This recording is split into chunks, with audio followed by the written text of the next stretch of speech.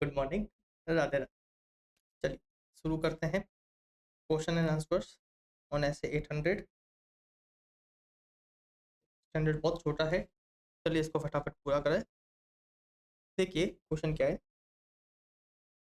ऐसे 800 deals with special consideration applicable in respect of audit of financial statement prepared in accordance with the special purpose framework. Explain by giving example meaning of a special purpose framework. Okay, देखिए बड़ा ही simple और direct question है। Special purpose framework क्या होते हैं? जब financial statement कोई specific group of person के लिए बनाए जाते हैं, राइट, या फिर कोई स्पेशल पर्पज के लिए बनाए जाते हैं, कोई स्पेसिफिक जो पीपल है उनकी नीड्स को मीट करने के लिए अगर फाइनेंशियल स्टेटमेंट बनाया जाता है तो उनको क्या बोलते हैं? Financial statement prepare as per the special purpose framework. वो वाइड है ना, पेपर के लिए वो वैलिड नहीं होते। अब ये अपन को कुछ उसके एग्जांपल पूछ रहा है।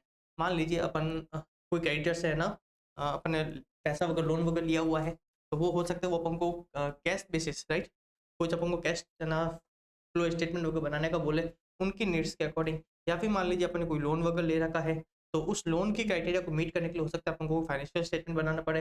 या फिर मान लीजिए कोई रेगुलेटरी बॉडी है, उसकी स्पेसिफिक रिक्वायरमेंट को मीट करने के लिए भी अपन को हो सकता है फाइनेंशियल स्टेटमेंट बनाने पड़े।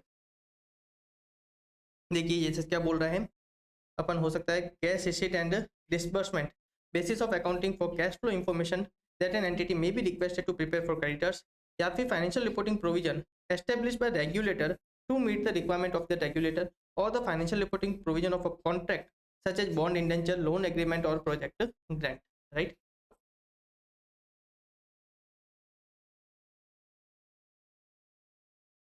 तो ये अपन को क्या पूछा था, आप कुछ स्पेशल पर्पज फ्रेमवर्क बताइए।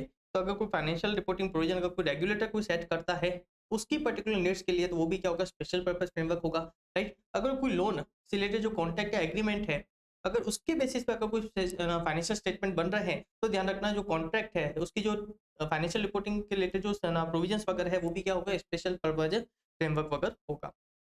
नेक्स्ट क्वेश्चन क्या है, देखिए CA Lalita is audit of company. She is also offered professional work of audit of a financial statement prepared specifically for meeting requirement of a loan agreement for the same period.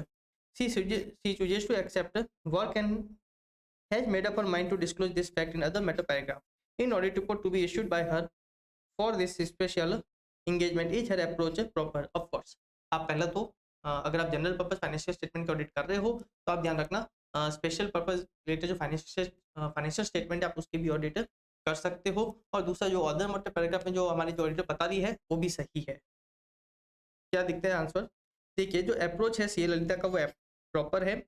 There is no bar upon accepting such an engagement even though she is auditor of the company. Besides, she has intended to disclose this fact in other meta paragraph of the audit report to be issued by her for such a specific engagement. Next question क्या है, देखिए एक CA Lakshmi है, उन्होंने draft audit report क्या करी? Prepare करी for the financial statement of X limited prepared in accordance with the financial reporting provision of a contract with Y limited. Okay, Y limited के साथ कोई कॉन्ट्रैक्ट किया गया है, तो उस कॉन्ट्रैक्ट के में जो फाइनेंशियल रिपोर्टिंग प्रोविजन है उसके बेसिस पे फाइनेंशियल स्टेटमेंट बने हैं, that is a special purpose financial statement. और उस पर हमारी सीए लक्ष्मी ने क्या किया है? ऑडिट रिपोर्ट फ्रेम करी है। Now she has drafted an unmodified opinion to be given in the audit report. Besides, she has also drawn attention in draft audit report to note to the financial statement which describe the basis of accounting,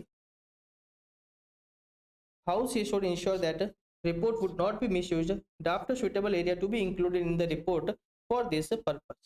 देखिए अब ये क्या है, special purpose framework पे है ना financial statement बने हुए थे, तो ये कुछ स्पेसिफिक है ना पीपल के लिए ही है ना, ये क्या थे? सूटेबल थे। तो बाकी की जो पब्लिक है उसके लिए सूटेबल है नहीं, तो उसको राइट उस चीज को है ना उस रिस्क को कम करने के लिए कि बाकी पीपल के लिए सूटेबल नहीं है उनको अवेयर करने के लिए ऑडिटर क्या करेगा? इसमें ऑडिटर क्या करेगा? तो देखिए हमने जो पॉइंट पढ़ा था डिस्ट्रीब्यूशन पे लिमिटेशन लगाना, limitation on the distribution, right. मतलब उसमें ऑडिटर क्या करता है? एक पैराग्राफ डालता है, उसमें ऑडिटर बताता है ये जो फाइनेंशियल स्टेटमेंट है ये क्या है? स्पेशल पर्पस फ्रेमवर्क के अकॉर्डिंग बने हैं। साथ में जो फाइनेंशियल स्टेटमेंट में नोट दिया हुआ है जो बताता है कि किस बेसिस पे फाइनेंशियल स्टेटमेंट बने हैं, उस नोट का भी रेफरेंस दिया जाएगा। साथ में हम बोलेंगे इसलिए जो फाइनेंशियल स्टेटमेंट है ये जो उस कॉन्ट्रैक्ट की पार्टी है उसके लिए ही सूटेबल है या अदर पार्टीज के लिए सूटेबल नहीं है। देखिए, C may consider it appropriate to indicate that the auditor's report is intended solely for the specific users. Depending on the law and regulation applicable, this may be achieved by restricting the distribution or use of the auditor's report. In this circumstance, the paragraph alerting the users may be expanded to include these other matters and the heading modified accordingly. देखिए, अब अपन क्या है ना, paragraph enter करेंगे अपनी report में, basis of accounting and restriction on distribution of a use. ये आपको अच्छे से याद रखना, क्या basis of accounting and restriction on distribution and use. उसकी अब वर्डिंग क्या होगी, देखिए, without modifying our opinion we draw attention to note A to the financial statement which describe the basis of accounting. The financial statement are prepared to assist the company to comply with the financial reporting provision of the contract referred to above. As a result, the financial statement may not be suitable for another purpose. A report is intended solely for X Limited and Y Limited and should not be distributed to or used by parties other than X Limited and Y Limited. तो इस तरीके से अपन क्या करते हैं, restriction है ना लगाते हैं। और क्या करते हैं हम, हमारी ऑडिट में भी क्या करते हैं, इसी तरीके का अलर्ट मैसेज भी दे देते हैं। इस तरीके से क्या करते हैं, रिस्ट्रिक्शन भी लगाते हैं और अपन क्या करते हैं, अलर्ट मैसेज देते हैं, जिससे कि इसका क्या हो, कोई मिस यूज वगैरह ना हो। तो देखिए, एज इट इज ये नए स्टैंडर्ड्स है, तो यहाँ पे क्वेश्चंस भी बहुत कम है, बहुत डायरेक्ट क्वेश्चंस है। अब नेक्स्ट कौन सा है, एसए 805। इससे डील करता है या तो है ना जो होता है सिंगल फाइनेंशियल स्टेटमेंट, या फिर स्पेसिफिक एलिमेंट की ऑडिट वगैरह जो होती है, एसए 805 उससे डील करता है। अब देखिए क्वेश्चन क्या है, CAM सूर्या, ओके, देखिए एक सूर्या करके है, वो कंपनी के ऑडिटर है। CAM Surya is auditor of financial statement of an entity. Sorry, एक बार वापस से इसको रीड करते हैं, सॉरी। देखिए क्या है, देखिए, CAM Surya is auditor for a financial statement of an entity prepared in accordance with the financial reporting provision of a contract. Okay, तो देखिए कोई फाइनेंशियल स्टेटमेंट बने हैं as per special purpose framework, और CAM क्या है, उसके ऑडिटर है। Now he is also offered audit of a trade receivable appearing in above financial statement. अब उसमें है ना, इसी जो स्पेशल पर्पस फ्रेमवर्क है, उसमें जो हमारे फाइनेंशियल स्टेटमेंट बना है, उसका एक एलिमेंट है क्या, ट्रेड रिसीवेबल, हमको उसकी भी ऑडिट करनी है। Can he accept such engagement, discuss brief outline of his audit approach in such a situation. Okay, तो देखिए क्वेश्चन क्या है, एक तो है ना फाइनेंशियल स्टेटमेंट बने हैं कैसे, स्पेशल पर्पस फ्रेमवर्क के बेसिस पे, उसकी ऑडिट कौन कर रहा है, CA सूर्या कर रहे हैं। साथ में उनको क्या किया है, वहां पे एक स्पेसिफिक एलिमेंट है, कौन सा, ट्रेड रिसीवेबल, उसकी भी ऑडिट किसको करनी है, हमारे सूर्या जी को करनी है। तो क्या ये ऐसी ऑडिट एक्सेप्ट कर सकते हैं, हाँ ये कर सकते हैं, पर ध्यान रखना उसमें इनको ऐसे 800 और ऐसे 805 दोनों से कंप्लाई करना होगा। देखिए hence his audit approach should include considering requirement of both SA 800 and SA 805। देखिए क्वेश्चन क्या है, देखिए आंसर इंस्टीट्यूट ने क्या दिया है। तो जो सिंगल फाइनेंशियल स्टेटमेंट है या फिर स्पेसिफिक एलिमेंट है, वो जनरल पर्पज के एसेस बेसिस पे भी बन सकते हैं या फिर स्पेशल पर्पज बेसिस पे भी बन सकते हैं। अगर ये स्पेशल पर्पज के बेसिस पे बनते हैं तो एसए 800 से भी क्या करना पड़ेगा, कंप्लाई करना पड़ेगा। तो ये इसने क्या बोला, जो हमारा जो ये जो करंट केस है, इसमें जो फाइनेंशियल स्टेटमेंट बने हैं वो स्पेशल पर्पस फ्रेमवर्क के बेसिस पे बने हैं।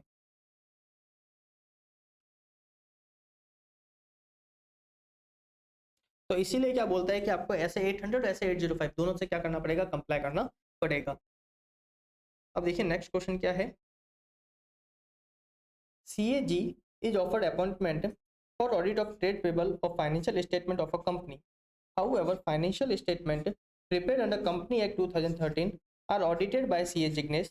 Discuss why it should be practically difficult for CAG to perform such an audit. Okay, देखिए क्वेश्चन क्या है, कंपनी के जो फाइनेंशियल स्टेटमेंट है, complete set of financial statement है, उसकी ऑडिट कौन कर रहे हैं, CA जिग्नेश। CA जिग्नेश क्या है, कंपनी के स्टैट्यूटरी ऑडिटर है। और अब क्या हुआ है, कंपनी को ट्रेड पेबल्स की भी क्या करानी है, ऑडिट करानी है, एक कोई स्पेसिफिक एलिमेंट है उसकी ऑडिट करानी है। उसके लिए कंपनी किसके पास गई है, मिस्टर जी के पास गई है। तो हमको बताना है क्या ये जी ऑडिट एक्सेप्ट कर सकते हैं, और उनको ऐसी ऑडिट एक्सेप्ट क्यों नहीं करनी चाहिए, what are the difficulties in accepting such an audit. तो देखिए अब जो सीएजी है, एक तो उसके कंपनी का जो एनवायरमेंट है, राइट, उसका नेचर ऑफ ऑपरेशन, उस पर जो डिफरेंट टाइप के जो लॉज एप्लीकेबल है, एक तो हमारे सीएजी को उसकी है ना एडिक्वेट नॉलेज नहीं होगा। दूसरा, जो अकाउंटिंग सिस्टम है और जो इंटरनल कंट्रोल है, उसके भी है ना जितनी अंडरस्टैंडिंग हमारे स्टैट्यूटरी ऑडिटर को होगी, उतनी अंडरस्टैंडिंग हमारे सीएजी को नहीं होगी असल में।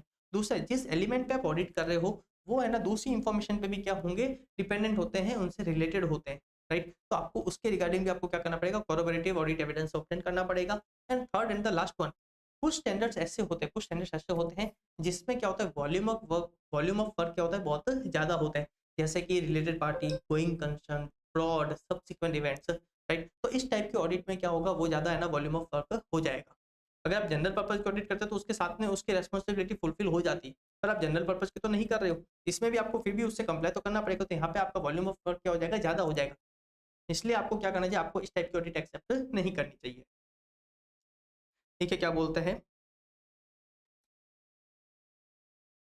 देखिए एक तो ऑडिटर को क्या होगा इस सच केसेज में, जो सीएजी है, CAG does not have the same understanding of the entity and it's environment including it's internal control and as an auditor who also audit the entity's complete set of financial statement. Accordingly, the auditor may need further evidence to corroborate audit evidence acquired from the accounting records. Now, in the case of audit of a specific element of financial statement, certain standards require audit work that may be disproportionate to element being audited. If the auditor concludes that an audit of a single financial statement or a specific element of financial statement in accordance with SA may not be practicable, the auditor may discuss with management whether another type of engagement might be more practicable. Right? Next question देखते हैं क्या है। देखिए,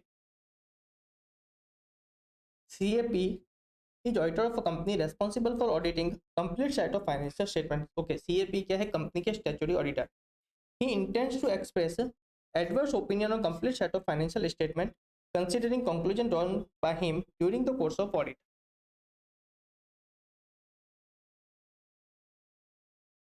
आज हो सकता है जो प्रोनाउंसिएशन है थोड़ा सा है ना डिस्टर्ब चल रहा हो, हल्का सा प्रॉब्लम है, प्लीज थोड़ा सा एडजस्ट करिएगा। Now he is also auditing trade receivable. Okay, एक तो हमारे जो सीएपी है, एक तो कंपनी की ऑडिट कर रहे हैं और साथ में वो क्या कर रहे हैं, एक स्पेसिफिक एलिमेंट है ट्रेड रिसीवेबल, उसकी भी ऑडिट कर रहे हैं for the same period in a separate engagement. Can he express unmodified opinion in respect of a trade receivable, if so discuss those circumstance. तो देखिए ध्यान रखना, सिंगल एलिमेंट होता, अगर सिंगल फाइनेंशियल स्टेटमेंट होता, क्या किसकी बात कर रहा हूँ, किसकी बात कर रहे हैं अपन, अगर सिंगल फाइनेंशियल स्टेटमेंट होता तब तो ध्यान रखना ये पॉसिबल ही नहीं था, तब तो पॉसिबल ही नहीं था। पर यहाँ पे आप क्या कर रहे हो, स्पेसिफिक एलिमेंट पे आप क्या कर रहे हो, रिपोर्ट कर रहे हो, तो उस केस में क्या है, पॉसिबल है। अगर आपने क्या किया है, एडवर्स ओपिनियन दिया है, फिर भी आप स्पेसिफिक एलिमेंट पे आप क्या कर सकते हो, अनमॉडिफाइड ओपिनियन दे सकते हो, पर आपको क्या करना पड़ेगा, कुछ चीज़ों का कंप्लाई करना पड़ेगा, कुछ चीज़ों का कंप्लाई करना पड़ेगा। पहला तो आपको क्या करना पड़ेगा, आपको देखना होगा कि लॉ एंड रेगुलेशन पे क्या बोलता है। अगर लॉ एंड रेगुलेशन किस तरीके का रिस्ट्रिक्शन लगा रहा है तो आप डिफरेंट ओपिनियन नहीं दे सकते, बराबर। दूसरा, जो स्पेसिफिक एलिमेंट है वो ध्यान रखना मेजर पोर्शन नहीं होना चाहिए, क्या, वो फाइनेंशियल स्टेटमेंट का मेजर पोर्शन नहीं होना चाहिए। एंड तीसरा क्या है, ये जो दोनों रिपोर्ट है, right, report on the audited financial statements and the report on the specific element shall not be published together, दोनों साथ में पब्लिश नहीं होगी।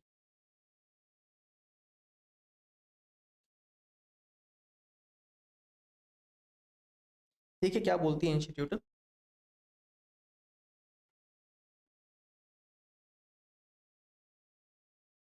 तो देखिए, अगर आप एडवर्स ओपिनियन दे रहे हो या फिर डिस्क्लेमर ऑफ ओपिनियन दे रहे हो, उस केस में एस 705 क्या बोलता है, in that case S 705 does not permit the auditor to include in the same auditor's report an unmodified opinion on a single financial statement that form part of those financial statement or on a specific element that form part of those financial statements.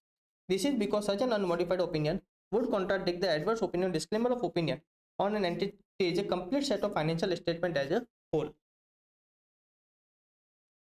Now, if the auditor concludes that it is necessary to express an adverse opinion or disclaimer of opinion on an entity's complete set of financial statements as a whole, but in the context of separate audit of a specific element that is included in those financial statements, the auditor nevertheless consider it appropriate to express an unmodified opinion on the element.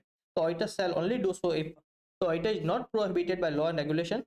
The opinion is expressed in an auditor's report that is not published together with the auditor's report containing adverse opinion on the disclaimer of opinion. The specific element does not constitute major portion of the entity's complete set of financial statements. Right? चलिए next under शुरू करते हैं. कौन सा है 810? कौन सा है 810? किसकी बात करता है? समरी फाइनेंशियल स्टेटमेंट की. किसकी बात करता है? समरी फाइनेंशियल स्टेटमेंट्स की. चलिए शुरू करें. ओके. एक हमारी सीए मधुर है, उन्होंने ऑडिट रिपोर्ट इश्यू करी है कब? 15 जून को. और जो समरी फाइनेंशियल स्टेटमेंट है उस पर जो ऑडिट रिपोर्ट इश्यू करी है उस पर जो ऑडिट डेट है वो क्या है? 15 जुलाई. तो जो complete set of financial statement की जो ऑडिट रिपोर्ट की डेट है वो क्या है? 15 जून. और जो समरी फाइनेंशियल स्टेटमेंट की जो ऑडिट रिपोर्ट की डेट है वो क्या है? 15 जुलाई. Now discuss whether there exist any additional reporting responsibility for auditor in such a situation in respect of audit report on summary financial statement. नहीं, देखिए 8 क्लियरली बोलता है कि आपकी रेस्पॉन्सिबिलिटी कहाँ तक होती है? Date of auditor's report on complete set of financial statement. Right? जो ऑडिटेड फाइनेंशियल स्टेटमेंट के रिगार्डिंग आप जो रिपोर्ट दे रहे हो वहां पे जो डेट है आपकी रेस्पॉन्सिबिलिटी कहाँ तक रहेगी? वहां तक रहेगी. अब ध्यान रखना, ऑडिटर को अपनी रिपोर्ट में एक पैराग्राफ इंक्लूड करना पड़ेगा. जो समरी फाइनेंशियल स्टेटमेंट पे जो रिपोर्ट आएगी वहां पे एक स्टेटमेंट देना पड़ेगा. क्या? कि हमारी जो रेस्पॉन्सिबिलिटी है वो है ना, जो 15 जून थी ना, वो वहां तक है. उसके बाद के इवेंट्स हमने कंसिडर नहीं किए. राइट? देखिए क्या है. ठीक है. In the above situation the auditor's report of summary financial statement should state that a summary financial statement and the audited financial statement do not reflect effect of event that occur subsequent to the date of auditor's report on the audited financial statement. Right?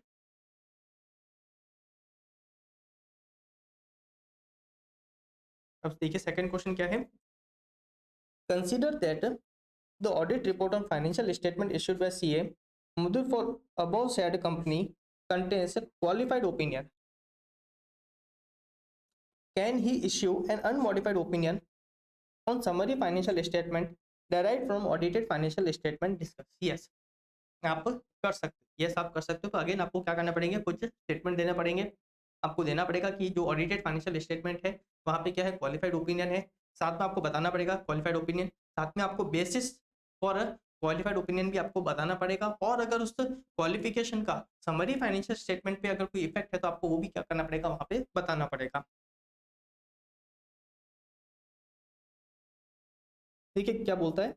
If audit is satisfied that the summary financial statement are consistent in all material respect with or are a fair summary of audited financial statement in accordance with the applied criteria, he can issue an unmodified opinion. However, when auditor's report on audited financial statement contain a qualified opinion, the auditor's report on summary financial statement shall also contain following. क्या? State that the auditor's report on audited financial statement contain a qualified opinion. आपको बताना पड़ेगा कि audited financial statement में क्या है? Qualified opinion है. फिर आप डिस्क्राइब करोगे क्या? The basis for qualified opinion on the audited financial statement and the qualified opinion in the auditor's report on the audited financial statement and the effect thereof on the summary financial statement if any. Hence, above point should be included by CA Madhur Desai. Next question.